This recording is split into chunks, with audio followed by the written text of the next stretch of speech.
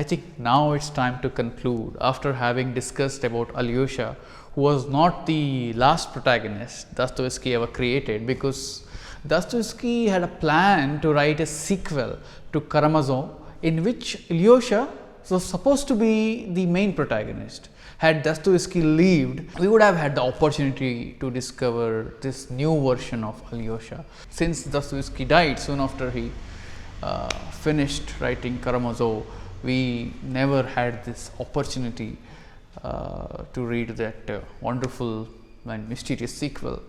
Now, my final question: how relevant do you think Dostoevsky is in our own troubled times? One very interesting thing is the reception of Dostoevsky has always been extremely complex, full of ups and downs, not only in Russia but elsewhere. There have been very strong, extreme reactions, either in favor of him or trying to demolish him. That has been the history of the reception of Dostoevsky. But with the atheistic existentialism of Sartre and Camus, and then many thinkers in that school, going back to Dostoevsky, to his notes from the underground and certain texts, I think the reputation and the influence of Dostoevsky began to grow. If we come to our very contemporary situation, I feel Dostoevsky has an added relevance today. When you have a great writer and great classics, the meanings accumulate. There are no final meanings for any text. They accumulate with the coming ages.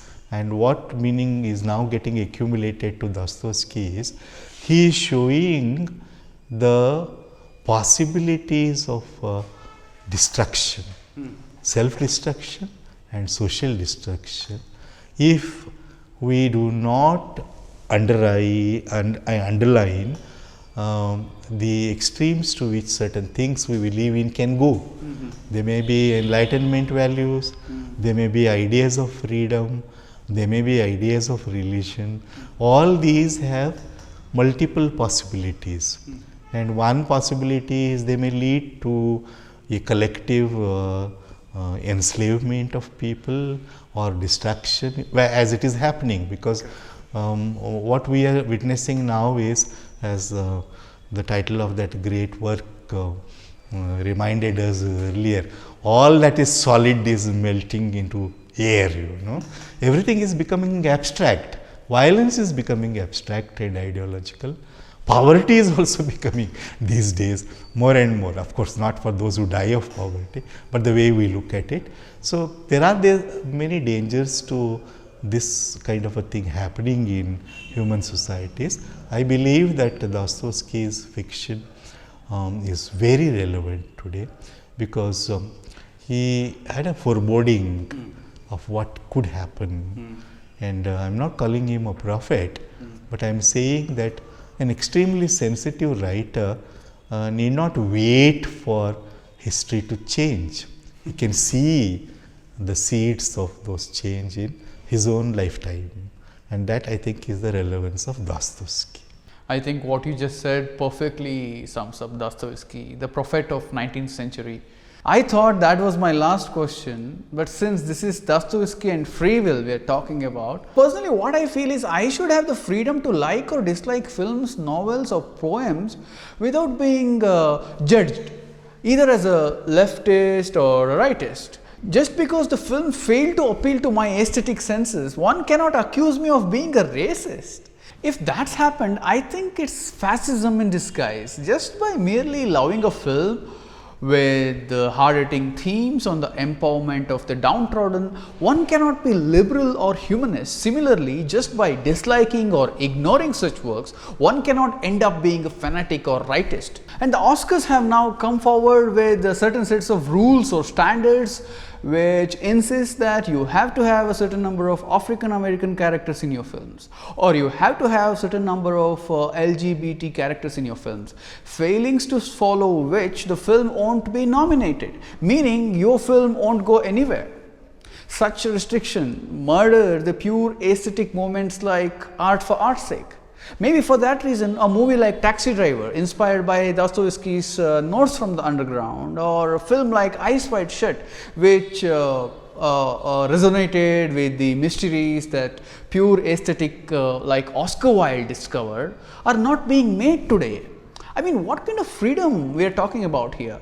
I tend to lose my free will because certain socially concerned intellectuals set rules and regulations to create art. No, I think it's mainly because of that insecurity, for which there are many reasons, you see. So when you feel that you have now been prevented from artistic expression and one good film comes out, the expectation is very huge, you know, that here at least and at last there is one work which looks at things differently, and naturally when a criticism comes up, you know, it may, obviously it's not a very valid kind of a thing, or even if you are very critical about many things in the, say, in this particular film, it's not that you suspect the person making that criticism of ulterior motives and all that. You can always say, yes, as a viewer of the film or a film critic, I feel this. It is happening. We have been seeing it in other cases also. In the sense, there is this pressure because of very real historical social situations and conditions, that once a form of art or an object of art is created, then there are pressures on the reception also. And there are groups which say you should do this only in this way. It's the only way in which you can watch this film. Do you think such rules and regulation are necessary? All said and done, you know, it's very conflictual. In the sense, once you circulate a film or a text or a literary text, naturally, as somebody, I mean, I think it was the great propounder of cultural studies who said, basically it's a question of, you know, the authority over interpretation. I read this text in my way, you read it in a different way, because maybe we belong to different social classes. Now, that creates a conflictual situation, you see, because there is a war between the interpretations. This is, I think, one of the consequences. No, what's your personal opinion on that? I mean, when should a film or a novel be treated as a piece of art, or do you think it has to morally correct, quote and unquote, has to preach a message? No, I don't think we should do that, in the sense, see, when we believe in an ideology, there are spaces where you can conduct your ideological quarrel. It need not be on a cartoon, it need not be on a film, you see. So, the basic minimal thing is you need to create, I'm not even ready to call it aesthetic, I'm calling it a sense of structure. Thank you so much for participating in this meaningful discussion, sir. It was great pleasure. I think the one thing we can do before even that becomes impossible is to have conversations, you see, through literary texts. So I am very glad that I participated in the even the conversation. title of our channel is so contradictory, paradoxical, but that's what I wanted to eliminate. So thank you very much for joining. And you can, if you continue to be very stubborn, you can break all silences. Thanks. Thank you.